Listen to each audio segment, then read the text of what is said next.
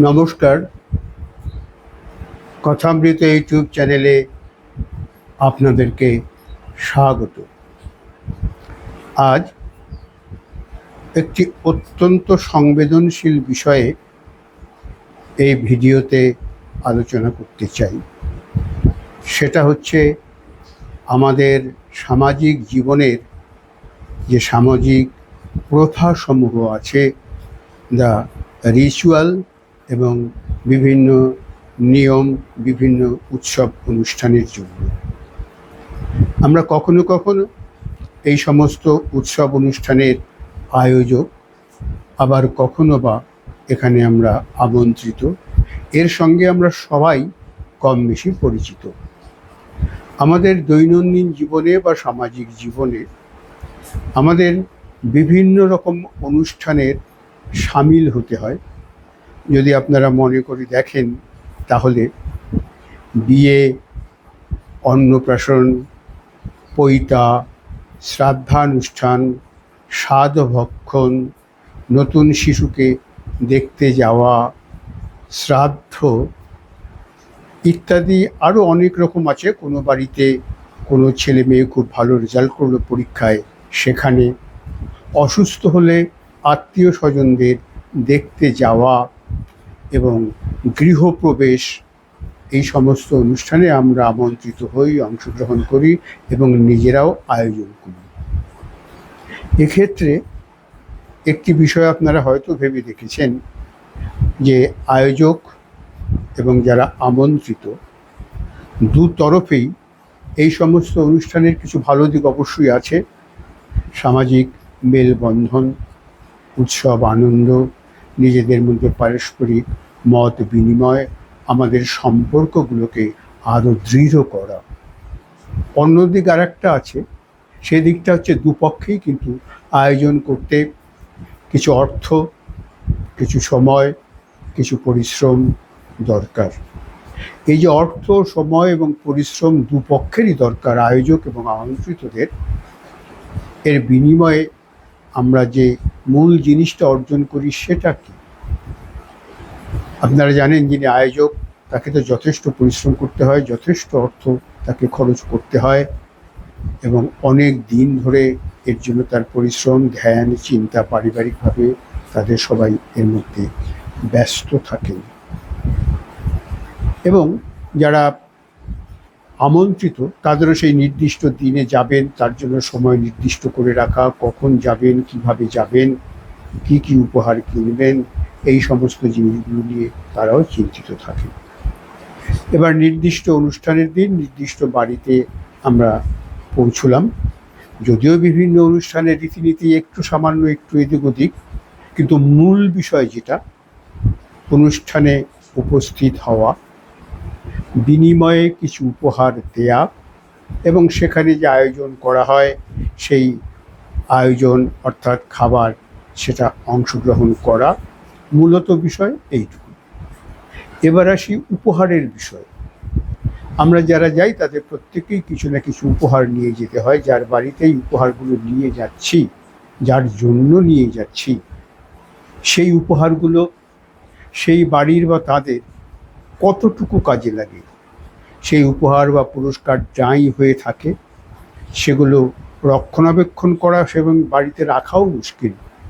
এবং একথা অস্বীকার করে লাভ নাই। আমরা যখন উপহার কিনি তখন তার গুণমান বিচার করি না, বেশিরভাগ ক্ষেত্রেই। শুধু ঘনিষ্ঠজনের ক্ষেত্রে হয়তো একটু গুণমানের ব্যাপার থাকে। সাধারণ ক্ষেত্রে আমরা ভাবি যা হোক একটা উপহার ধরিয়ে দিলেই হবে, এরকম মানসিকতা আমাদের কিন্তু কাজ করে। যার জন্য সেই উপহারগুলো যা সেই বাড়িতে পৌঁছয়, অনুষ্ঠানের বাড়িতে, সেটা তাদের কাছে একটা বোঝা এবং বিড়ম্বনা হয়ে দাঁড়ালো।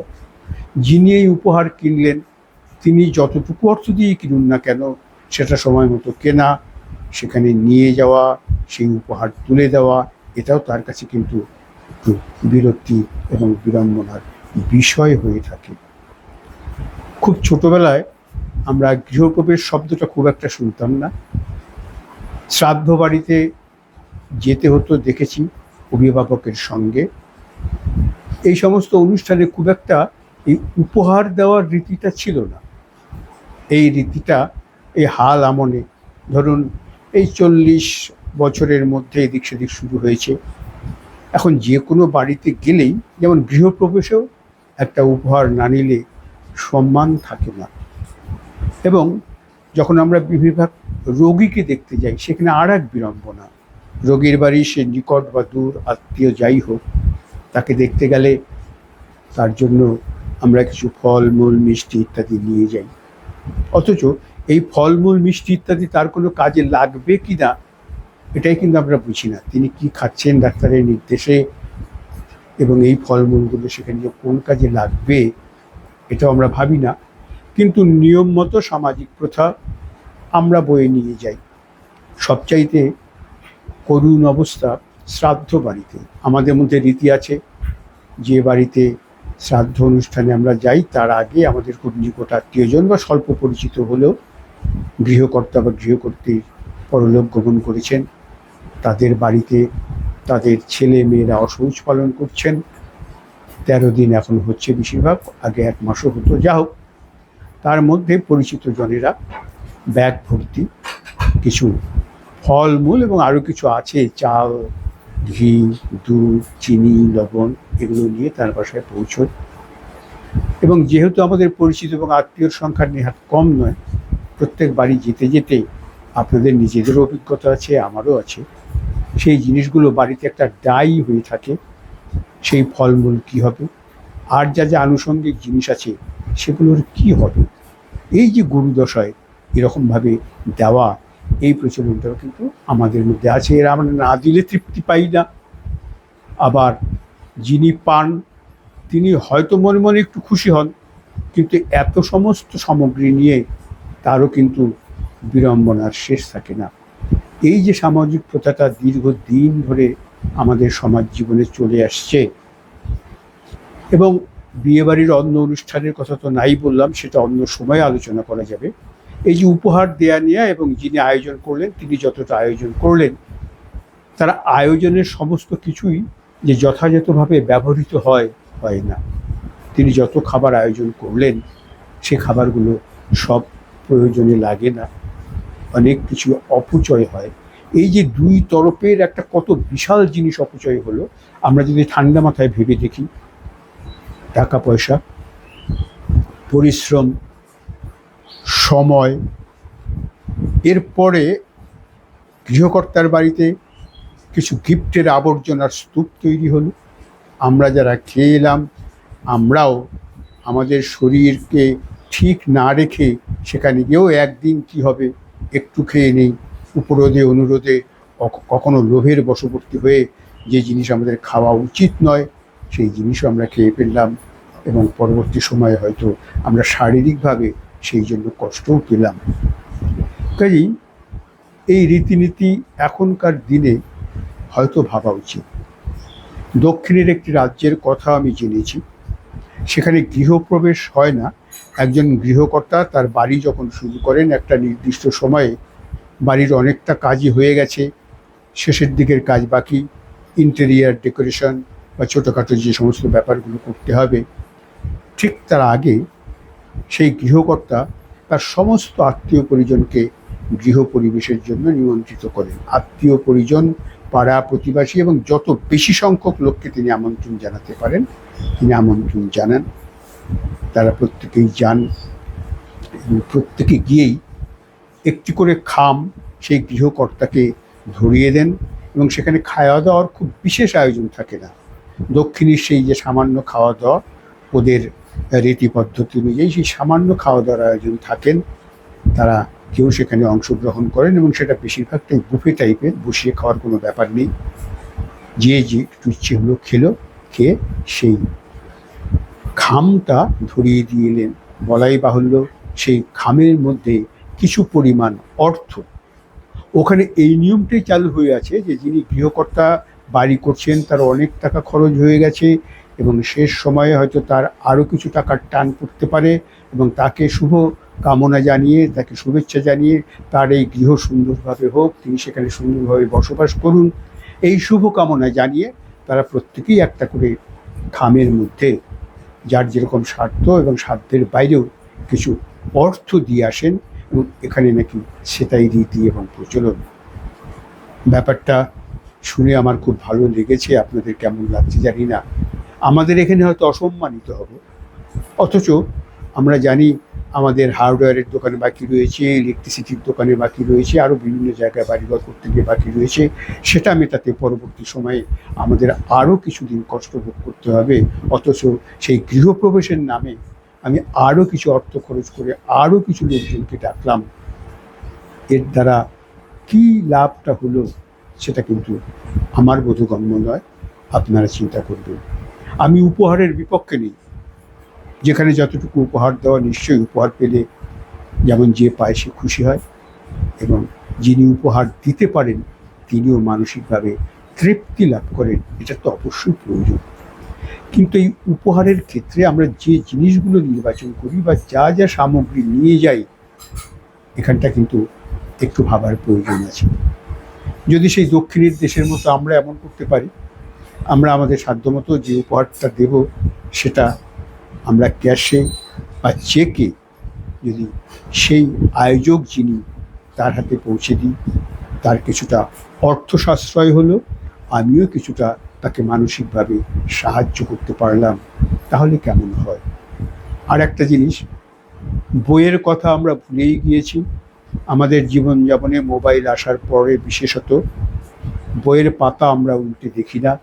ছোটোবেলায় যা পড়েছি এখন স্মৃতিতে ধূসর, মলিন এবং হয়তো বা ভুলেও গিয়েছি। অথচ এই যে প্রকাশনা ব্যবসা, এবং সারা পৃথিবী জুড়ে, ভারতবর্ষের বাইরেও বিশেষ করে অনেক উন্নততর দেশে যেখানে মোবাইল আছে, সেখানেও কিন্তু এই বইয়ের কদর খুব বেশি। সেখানে নিত্য নতুন বই প্রকাশনা হচ্ছেন এবং সেখানকার লোকজনেরা বইটাকে পড়ছেন, আলোচনা করছেন। কাজেই আমরা যদি বিভিন্ন অনুষ্ঠানে বই উপহার দিতে পারি, তাহলে কিন্তু একটা ভালো কাজ হয়। এই কথা শুনে আমাদের অনেকেরই ভ্রু কুঁচকে ওঠে। কোথাও বউ নিয়ে যেতে আমারও সংকোচ হয়, যে সামাজিক প্রথা তার বিপরীতে একটা বই বা দুটো বই নিয়ে গেলে যে বাড়িতে যাচ্ছি তারা, তাদের আত্মীয় স্বজন বা আর যারা দেখছে অনুষ্ঠানে নিমন্ত্রিত লোকেরা, তারা কি ভাববেন। এই কি ভাববেন মনে করে এরকম একটা ভালো কাজও আমরা শুরু করতে পারছি না। সেই অনুষ্ঠান মানেই একগাদা খাওয়া দাওয়া, প্রচুর অপচয়, শারীরিক এবং মানসিক ক্ষতি। এই যে উপহার দেয়া নেয়া, এই উপহারগুলো কোন বাড়িতে কী কাজে লেগে, এমনও দেখা গেছে একজন উপহার দিয়ে এসেছেন কোনো বাড়িতে, কিছুদিন পরে হয়তো একটা শাড়ি বা কিছু দিয়েছিলেন, অনেকদিন পরে গিয়ে দেখলেন সেই শাড়িটা বাড়ির পরিচায়িকা পরে ঘুরে বেড়াচ্ছে। আমি কাউকে অসম্মান করছি না, তার মানে কি সেই শাড়িটা হয় তার পছন্দ হয়নি, বা এত শাড়ি পেয়েছে রাখার জায়গা নেই। কাজে এটা তো অপচয় হলো একটা। কাজে এরকম শুধু শাড়ি নয়, অনেক উপহারের ক্ষেত্রেই কিন্তু এই জিনিসগুলো হয়, আমরা জানি। অথচ এর থেকে সংশোধিত হবার জন্য কিছু উপায়, রাস্তা আমরা অবশ্যই খুঁজে বের করতে পারি। যেমন সবচাইতে ভালো আমার মনে হয় কাউকে উপহার হিসেবে টাকা দিয়ে দিলে। এটা আমার এক বন্ধু গল্পচ্ছলে বলেছিল, কথাটা আমার খুব ভালো লেগেছিল। আমার এক ব্যবসায়ী বন্ধু, আমরা দেখতাম আমরা অন্য অন্য গিফট নিয়ে যাচ্ছি, সে খামের মধ্যে হয় টাকা, না হলে চেক নিয়ে যেত। তো আমরা ঠাট্টা করে বলতাম, তুই তো ব্যবসায়ী, বেনের জাত, তুই টাকাটাই ভালো বুঝিস, টাকা হাতে করে লোককে দিবি, এটা কেমন লাগে। ও তখন বলেছিল, দেখ আমি টাকা দিই দুটো কারণে। একটা কারণ হচ্ছে আমি কি কিনবো এটা বুঝতে পারি না, এক। আর দ্বিতীয়ত যদি বুঝতেও পারি যে এটা কিনবো, তখন আমার মনে হয় এটা কিনতে গিয়ে এটার দাম ধর 1,000 টাকা আছে, তা আমাদের বলে যে 1,000 টাকা দিয়ে আমি এই জিনিসটা কিনলাম এবং তাকে দিলাম, যাকে দিলাম তার এটা কাজে লাগবে কিন্তু সেটা পরের ব্যাপার। কিন্তু যদিও লাগে 1,000 টাকা পুরোপুরি কিন্তু আমি তাকে দিলাম না। আমরা একটু ভ্রু কুঁচকে মানে আমি যে দোকানদার কাছ থেকে কিনেছি সে এটার থেকে লাভ করেছে, এটা যেখানে তৈরি হয়েছে সেখানেও এই লাভের অংশ গেছে, মাঝখানে আরও কোথাও যদি থাকে সেখানেও এই লাভের অংশটা গিয়েছে, এই 1,000 টাকার থেকেই যাবে। অর্থাৎ তাকে যে 1,000 টাকা দিলাম, তাকে 1,000 টাকায় না, হয়তো 700 বা 800 টাকার জিনিসটা আমি 1,000 টাকায় কিনে দিলাম। কিন্তু কাউকে যদি আমি 1,000 টাকা দিতে পারি, সেই 1,000 টাকার 1,000 টাকাই তার কাজে লাগবে, সে তার ইচ্ছে মতো সেই টাকাটা খরচ করবে, এবং কোনো ঝামেলা নেই, বই নিয়ে যাওয়ার ঝামেলা নেই, কেনার ঝামেলা নেই, দুশ্চিন্তা নেই, কী পছন্দ অপছন্দ এসব ব্যাপারগুলো নেই। এই কথাটাও ভালো লেগেছে। দক্ষিণের বাড়ি করতে গিয়ে গৃহকর্তা যে আয়োজন করেন সেটাও আমার ভালো লেগেছে। আজকে এই উপহারের কথাগুলো এই জন্যই বললাম যে আমাদের দৈনন্দিন জীবনে আমরা প্রায়শই এ নিয়ে নানান রকম সমস্যার সম্মুখীন হই। সেই জন্যই আজকের এই ভিডিও আপনাদের সামনে তুলে ধরলাম। জানি না এটা সামাজিক প্রথার বিরুদ্ধে একটা সচেতনতা করবার জন্য আমাদের কিছু করা প্রয়োজন কিনা, এই জন্যেই আজকের এই ভিডিও। ভালো লাগলে লাইক, শেয়ার, কমেন্ট, এবং অবশ্যই যারা নতুন রয়েছেন তারা সাবস্ক্রাইব করবেন। আজকের দিনে এটাই আপনাদের উপহার। নমস্কার। জল আসছে।